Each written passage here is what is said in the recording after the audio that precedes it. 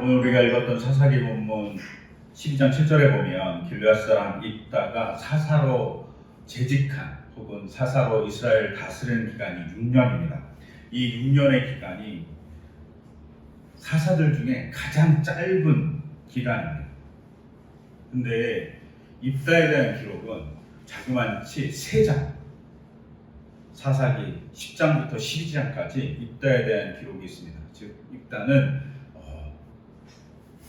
가중치가 적은 인물이 아니라는 겁니다. 가중치가 정말 큰 인물이라고 볼 수 있습니다. 그럼에도 불구하고 입다의 사사로서의 다스린 기간은 정말 짧습니다.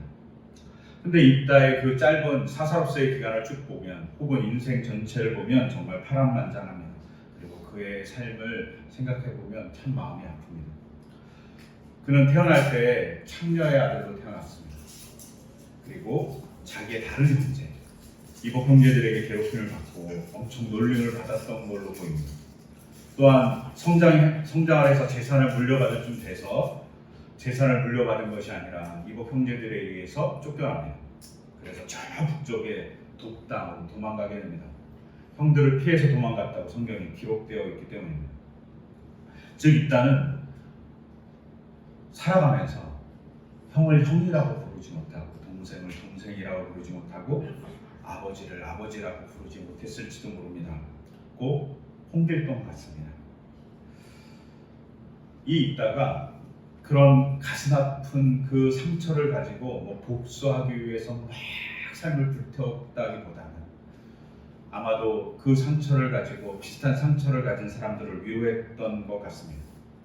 입다는 내 인생 왜 이 모양이야? 라고 한탄하거나 낙담한 것이 아니라 인간의 부조리 혹은 폭력이 만들어서 상처받은 사람들을 위로하는 사람이 되었던 걸로 보여요. 그래서 돕다, 히브리어로 토부, 좋은 땅, 좋은 공동체를 만들어서 사람을 위로했던 것으로 보입니다. 그가 끊임없이 공감을 주는 사람이었던 것으로 보여요. 근데 이 사람이 이렇게 잘 성장하다 보니까 위기가 찾아왔을 때 길르앗 사람들이 사사로 일해달라고 부탁했고 하나님의 영이 내려서 사사로 일하게 됩니다. 그런데 이렇게 일한 사사로서의 이 사람이 정말 놀라운 전공을 세우기도 해요. 암몬과 싸워서 이기기도 합니다. 근데 이 암몬과 싸워서 이길 때 정말 이 사람이 간절했던 것 같아요. 그래갖고 암몬과 싸워서 이기고 싶어서 어떻게 하나님께 얘기하냐면 잘 아시는 대로 자기를 승리해서 돌아오는 자신을 가장 먼저 맞이하는 사람을 제물로 드리겠다라고 얘기했습니다. 너무 깜짝 놀랄 제안을 했죠. 하나님이 그것을 허락했는지 안 했는지는 성경에 정확하게 나와 있지 않아요. 근데 자기가 약속한 것이고 자기가 말한 것이기 때문에 있다는 것을 지킵니다. 근데 공교롭게도 나온 사람이 자기의 누난 동료 딸입니다. 딱 한 명 있는 딸. 그리고 이 딸을 많은 갈등이 있었겠지만 제물로 바칩니다. 근데 이 제물로 바치는 이 과정에서 저는 입다의 딸이 참 놀랍다고 생각했어요. 입다의 딸이 아버지에게 부탁합니다. 아버지, 제가 너무 슬픕니다. 처녀로서 죽어야 하는 것이 너무나도 슬프니 제 친구들과 같이 산에 들어가서 2달 동안 울고 오겠습니다라고 아버지에게 부탁합니다. 그리고 아버지 그걸 들어줘요. 그리고 2달 만에 딸이 돌아와서 제물이 되어서 바쳐진 것으로 보여져요. 즉 입다의 딸도 아버지의 약속을 지켜주기 위해서 자기를 드리는 놀라운 헌신을 합니다. 약속을 지키는 가정인 거예요. 이런 면에서는 하나님 앞에서 언제나 두려움을 갖고 사는 입다의 가족이 있었다는 것을 알 수 있습니다.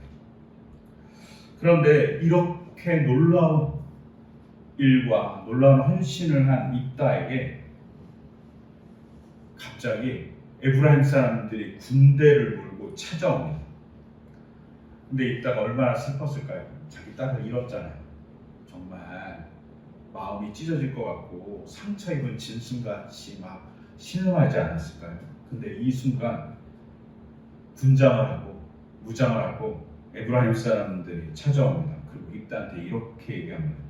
너는 왜 암몬 사람을 치러 건너갈 때 우리를 불러 같이 가지 않았냐? 승리를 본 에브라임 사람들이 왜 우리를 그 승리하는 전쟁에 초대하지 않았냐, 왜 우리를 빠뜨렸냐, 이렇게 따지는 거죠. 근데 이 따짐을 넘어서 또 뭐라고 얘기하냐, 후반절에 이렇게 얘기합니다. 우리가 너와 내 집을 같이 불태워버리겠다. 너무 화가 난다. 네가 우리를 초대해서 전장에 나가서 전쟁에 승리하지 못한 게 너무 화가 난다. 근데 이게 합당한 말일까요? 암몬과 전투에서 너무나도 힘들게 이긴 입다에게 찾아와서 사실은 에브라임이 할 일은 축하해주고 감사하고, 또 입다가 자기의 딸을 제물로 바친 그 사건을 알 테니 그 사건에 대한 위로를 해줬어야 했습니다. 근데 위로는커녕 감사는커녕 에브라임 지파는 자신을 빠뜨렸다고 막 따지는 겁니다. 근데 그 따질 때 뭐라고 얘기했냐, 너와 내 집을 불태워버리겠다. 근데 우리가 잘 아시지, 제사라는 게 뭐예요? 제사라는 게 그냥 지금 우리가 드리는 제사같이 가족끼리 모아서 제사 음식을 나누는 게 아니라 고대 사회의 그 제사는 불태워 드리는 겁니다. 자기 딸을 불태워서 입다가 제물로 바쳤어요. 입다는 불이라는 단어만 들어도 정말 미치고 팔짝 뛸 것 같을 겁니다. 불이라는 말만 들어도 자기가 불타는 듯한 아픔을 느꼈을 거예요. 근데 그런 입다에게 불태워버리겠다고 얘기합니다. 그리고 너의 집, 이미 자기 딸을 바쳤는데 그 집을, 그 가족을 불태워버리겠다고 협박하는 겁니다. 정말 몰상식하고 모렴치한 이야기를 에브라임이 하는 겁니다. 이런 잔인하고 몰상식한 이야기가 고대 사회만 있었냐? 그렇지 않죠. 우리에게도 있습니다. 거의 이제 20년 다 돼가죠. 것 같아요. 10년이 넘어갔죠. 세월호 사건이 있었습니다. 그 세월호 사건의 가족들이 아파하면서 힘들어할 때 그 자리 앞에서 폭식하던 사람들이 있습니다. 그들이 단식할 때 놀리면서 폭식했던 이 모욕치 않은 사람들이 있었습니다. 정말 모욕하죠. 또 12구 이태원 참사의 가족을 향해서 자식의 죽음으로 돈을 벌려고 한다고 얘기한 진짜 막말을 한 사람들이 존재합니다. 정말 몰상식하죠. 모렴치 합니다. 공감은 제로인 사람들입니다. 왜 그럴까요? 자기 이익, 자기 이념에 빠져갖고 남의 아픔을 절대 보지 않는 사람들이 존재한다는 거죠. 이 모습이 에브라임 사람의 모습이었을 겁니다. 근데 더 웃긴 건 에브라임 사람들의 말이 사실이 아니라는 겁니다. 오늘 우리가 읽었던 본문에서 보시지 1절에 보면 넌 왜 암몬 자손을 치러 건너갈 때 우리를 불러 같이 가지 않았느냐 이렇게 물어요. 근데 사실 입다는 요단강을 건넌 적이 없는 것 같아요. 왜? 입다는 독당이라고 길앗 북쪽에 있었어요. 요단 동편에 살았단 말이에요. 요단 서편으로 온 적이 없어요. 근데 요단 서편으로 간 적이 없는 입다에게 너는 왜 건너갈 때 우리를 부르지 않았냐 이렇게 거짓말을 하는 거예요. 정말 진실을 가지고 괴롭혀도 너무나도 아픈데 막 거짓말로 괴롭히는 거죠. 네가 건너갈 때 건너간 적이 없는데 왜 이렇게 에브라임 사람들이 행동할까요?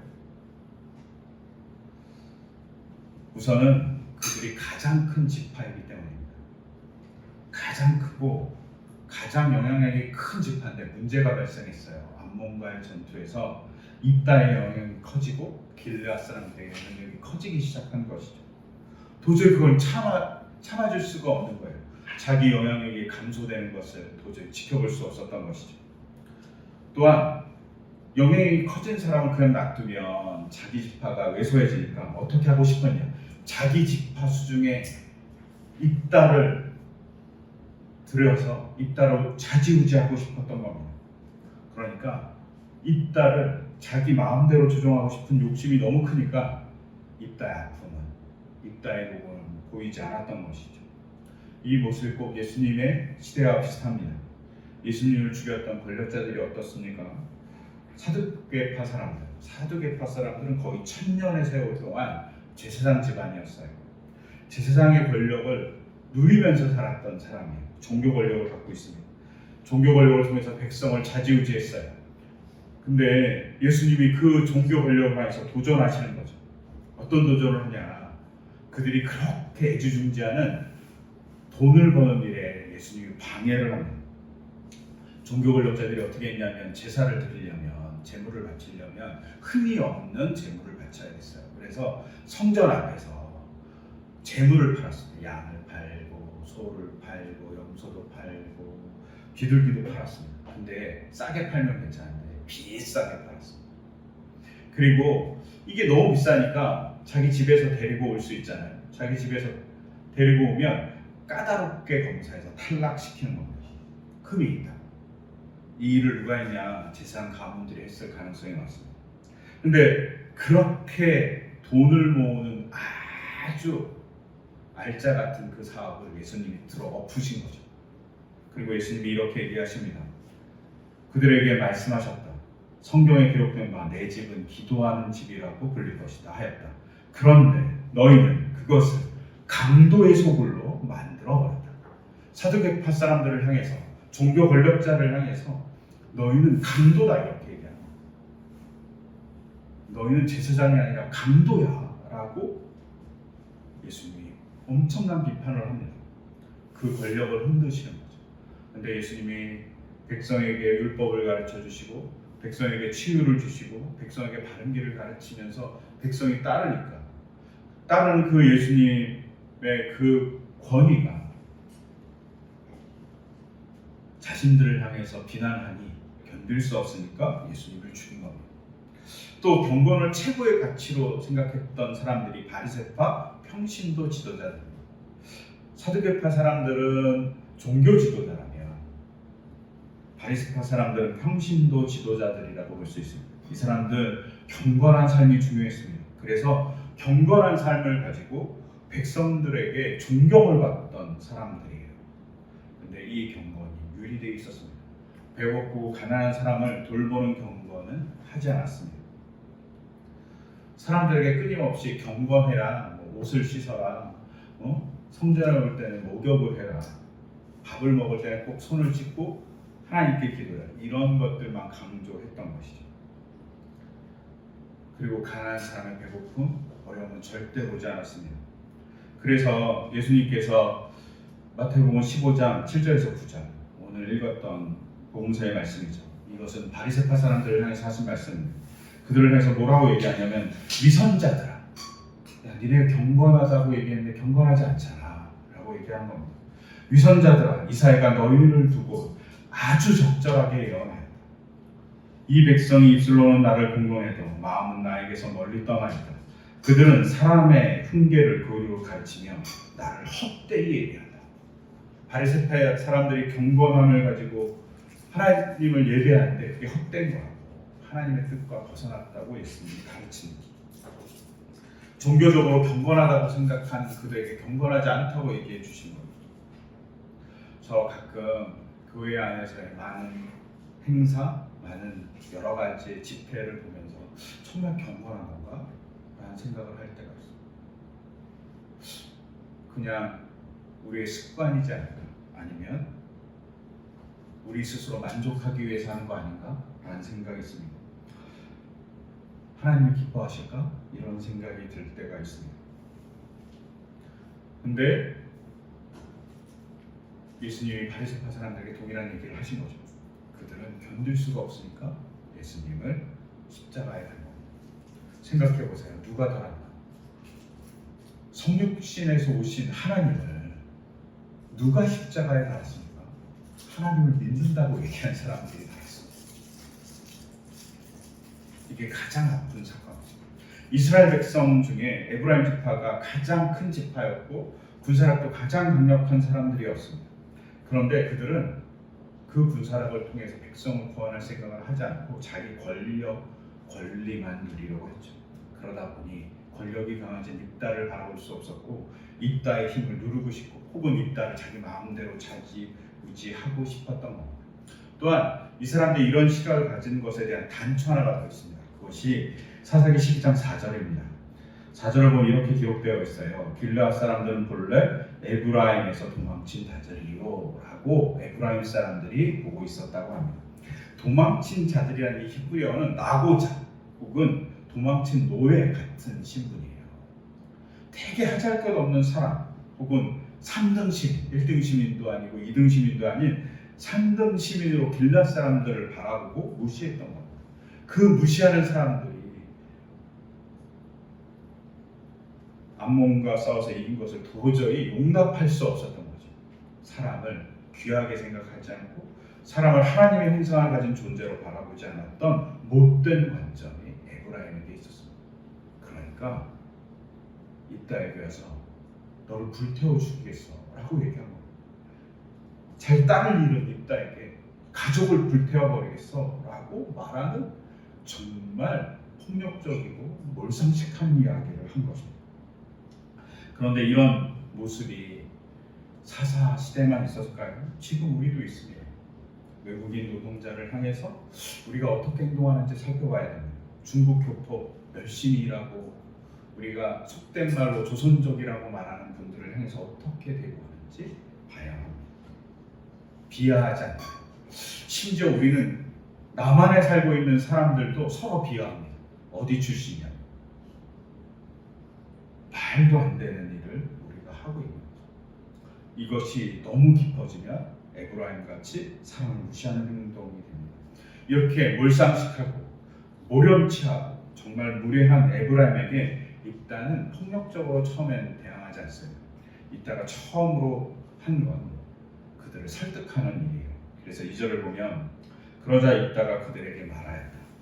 나와 나의 백성이 암몬 자손과 힘겹게 싸울 때에 내가 너희를 불렀으나 너희는 나를 그들의 손에서 구하여 주려고 하지 않았다 라고 사실을 얘기해줘. 내가 너희에게 도움을 요청했어. 근데 너희가 도와주지 않았잖아. 그거 알잖아 라고 얘기하는 겁니다. 그런데 사실 이 본문은 이렇게 예쁘게 잘 번역한 거예요. 사실 이 본문이 조금 난해하기도 하고 번역하기도 좀 까다로워요. 근데 제가 그냥 거칠게 그냥 있는 그대로 직역을 하면 이렇게 번역할 수 있어요. 나는 많은 사람이고 이따가 얘기하는 거예요. 나의 백성도 많은 백성입니다. 암몬 족속도 매우 많은 족속입니다. 그런데 내가 에브라임에게 울부짖을 때 너희는 암몬의 손에서 나를 구하지 않았습니다. 이렇게 번역할 수 있어요. 좀 많이 다르죠. 나와 나의 백성이 암몬 자손과 힘겹게 싸울 때를 사실은 이 본문 자체를 그냥 지각하면 나는 많은 사람이고 나의 백성도 많은 백성이고 암몬 족속도 매우 많은 족속입니다. 이렇게 써 있어요. 거칠게 지적하면 이 많다는 게 뭐가 많냐? 싸움이 많고 공격이 많고 어려움이 많았다는 거예요. 즉 입다 자신도 너무 많은 아픔이 있었습니다. 그때 내가 독당에서 혹은 길르앗 전체에서 도와달라고 외칠 때 당신들은 뭘 했습니까? 라고 물어봅니다. 나의 백성, 길르앗 백성들이 암몬에 의해서 18년 동안 압제를 당하고 있을 때 너무나도 힘들다고 서편에 있는 많은 우리의 동족인 지파들에게 얘기했지만 당신들은 무엇을 했습니까? 암몬 족속이 매우 많은 족속이라는 말은 암몬 족속이 정말 거대한 군대를 끌고 엄청 많은 싸움을 했습니다. 우리에게 싸움을 걸었다는 거예요. 많은 것은. 그때 당신들은 뭘 했습니까? 이렇게 물어봅니다.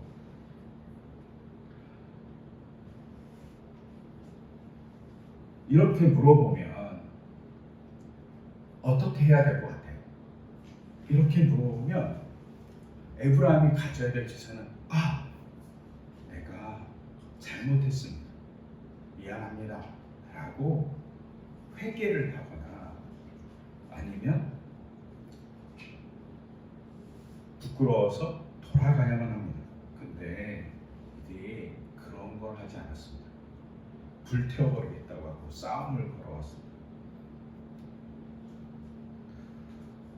에브라임 지파가 부끄러워하지 않는 것, 뭘 염치하는 것, 이것이 그들의 가장 큰 죄입니다.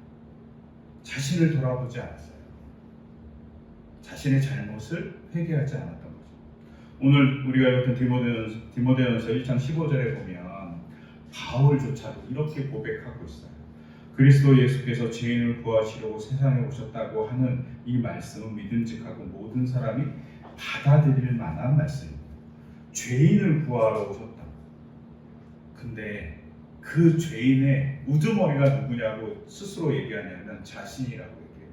바울조차도. 바울이 이 당시 이렇게 얘기할 때 죄가 많았을까요? 그렇지 않습니다. 그런데 바울이 깨닫는 겁니다.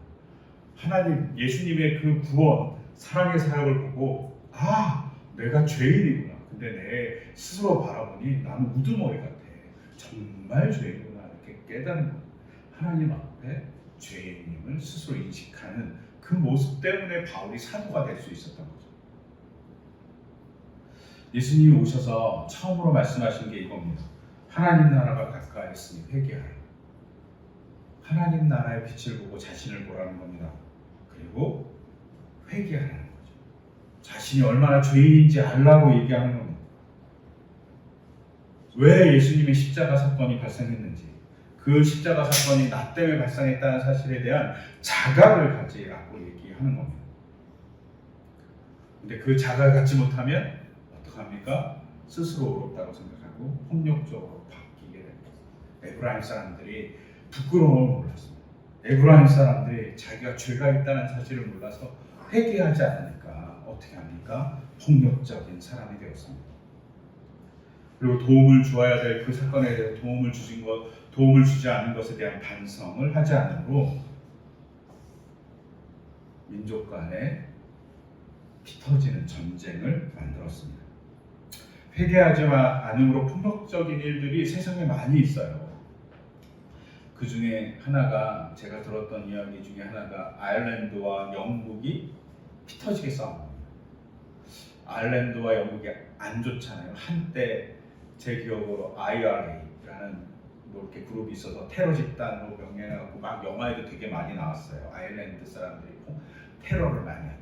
이런 게 있었는데 왜 이렇게 됐냐? 1845년부터 1849년까지 감자역병이라는 게 아일랜드에 돌았습니다.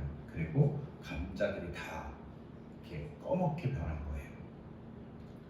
이때 아일랜드를 영국이 식민 통치하고 있어요. 아마 거의 한 800년 이 정도 식민 통치했던 걸로 알고 있어요.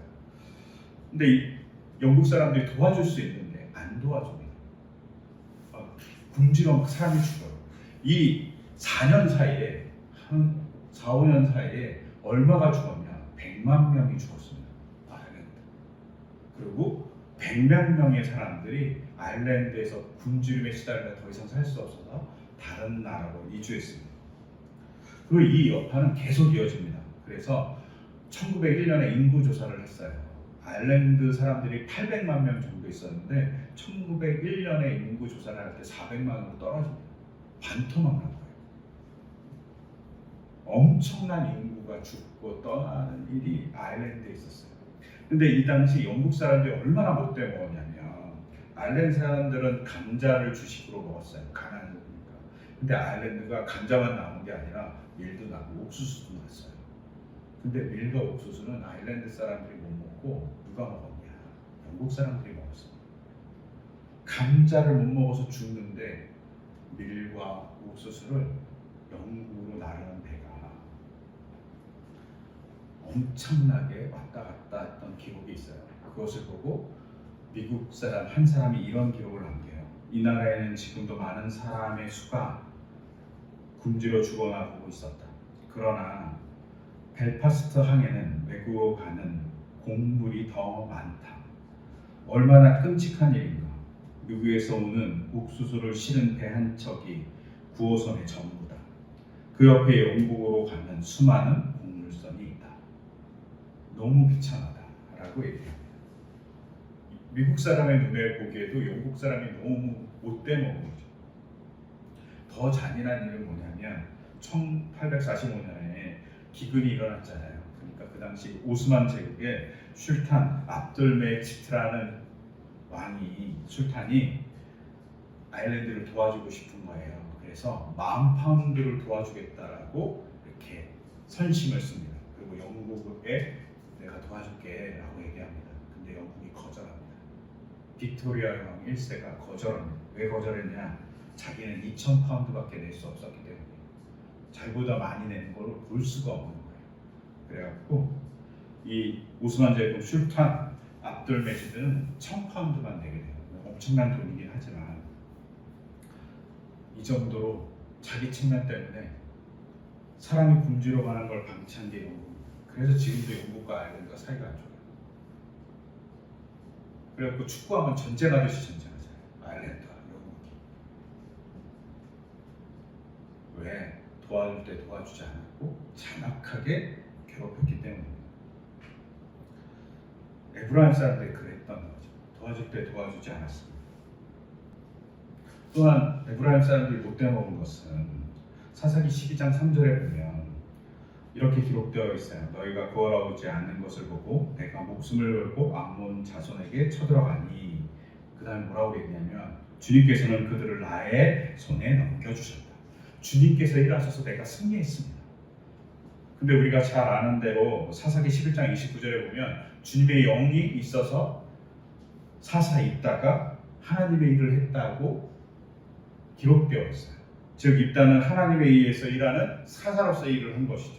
그런데 그것조차 인정하지 않는 거예요.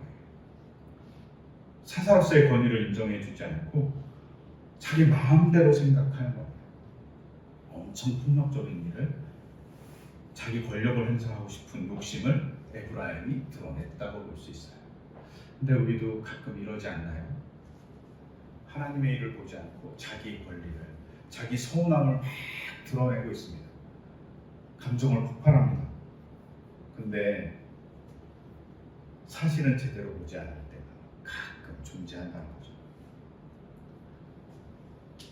자기의 욕심껏, 그리고 자기의 마음대로 하고 싶어합니다. 하나님에 대한 바라봄도 없고 하나님의 율법, 하나님의 명령에 대한 기준도 존재하지 않는 때가 존재합니다. 제가 요새는 영화를 많이 보지 못하지만 제가 영화를 참 좋아했을 때 되게 충격적인 영화 하나가 있었어요. 그 영화가 노인을 위한 나라는 없다라는 영화가 있어요. 이 영화 그냥 단순해요. 돈을 쫓는 연쇄살인마가 계속 돌아다니면서 연쇄살인을 하는 내용이에요. 그리고 돈을 받고 튀었던 사람은 죽고 연쇄살인마는 다쳐서 도망가는 걸로 결말로 끝났던 걸로 기억해요. 근데 이 영화를 한참 보다가 갑자기 궁금한 거예요. 영화장에 왜 노인을 위한 나라는 없지? 노인이 한 명 나오시긴 하거든요. 보던가 이 사람을 두고 얘기하는 건가? 이런 생각도 했어요.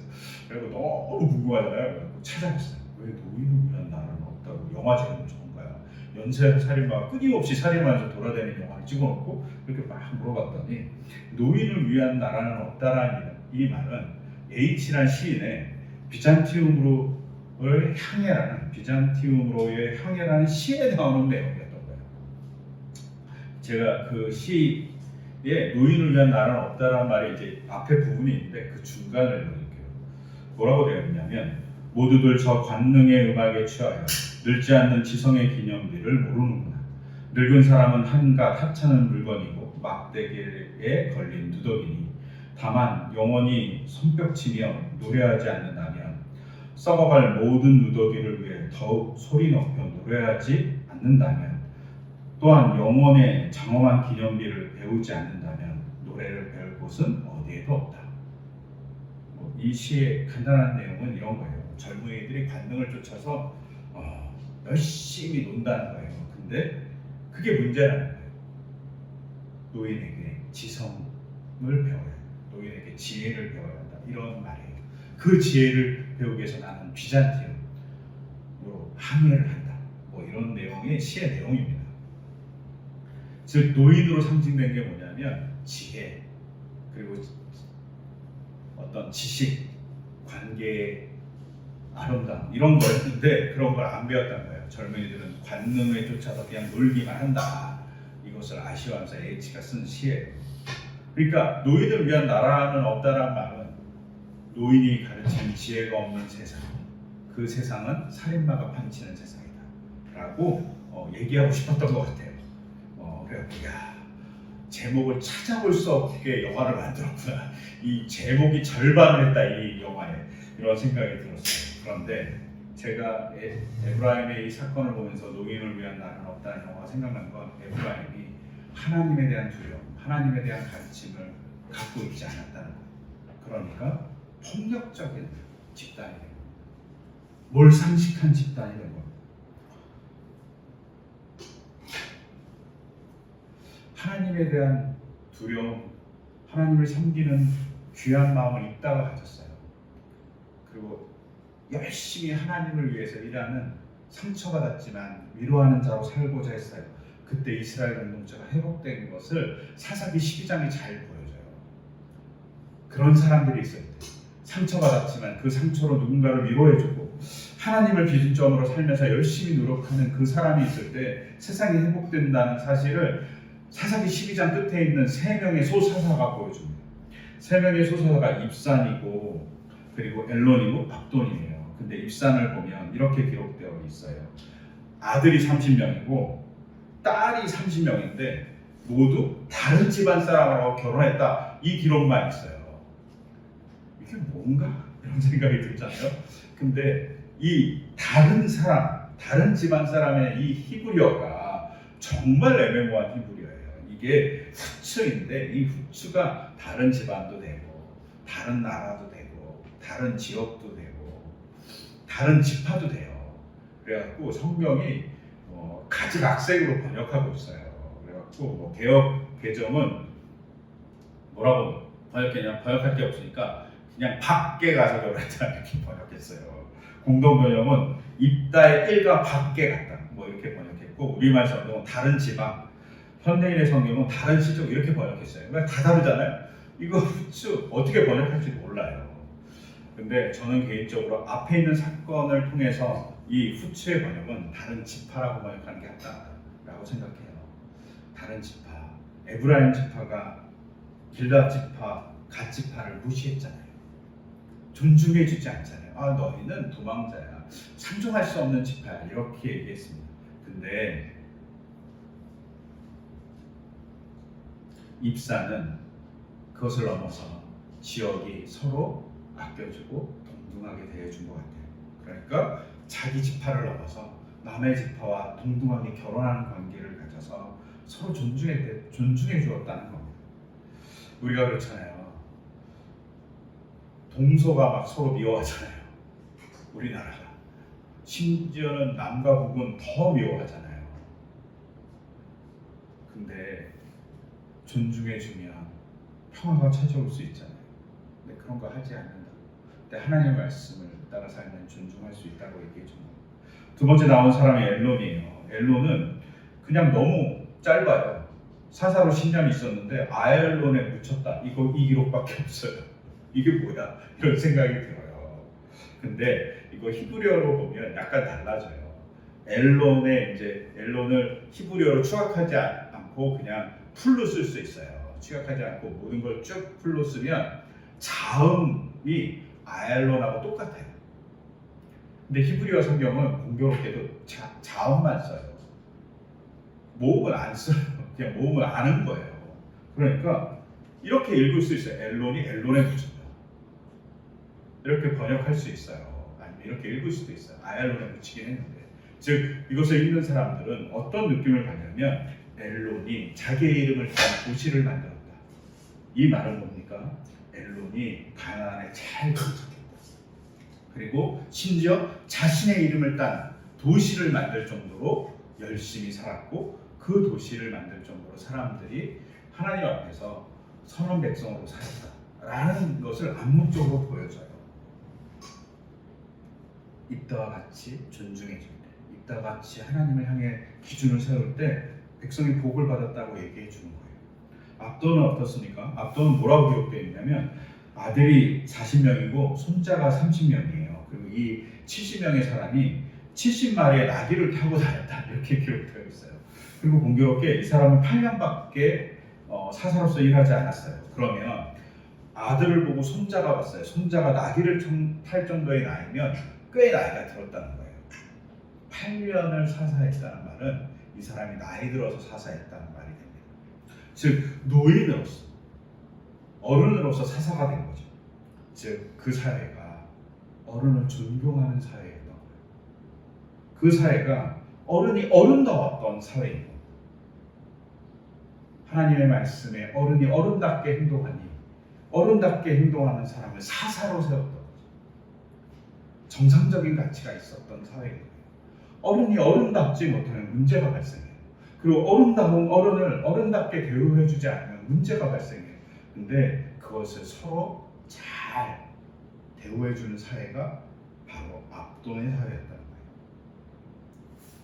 하나님의 말씀의 기준을 두고 하나님의 말씀에 따라서 서로 대우해주는 사회가 복된 사회가 된 거죠.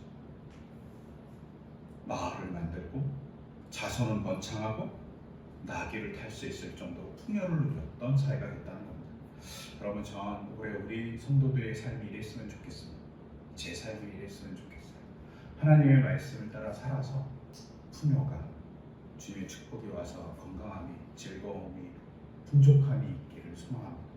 그 축복이 우리에게 있기를, 입다같이 삶으로 하나님의 역사를 드러내기를, 에브라임같이 살지 않기를 소망합니다.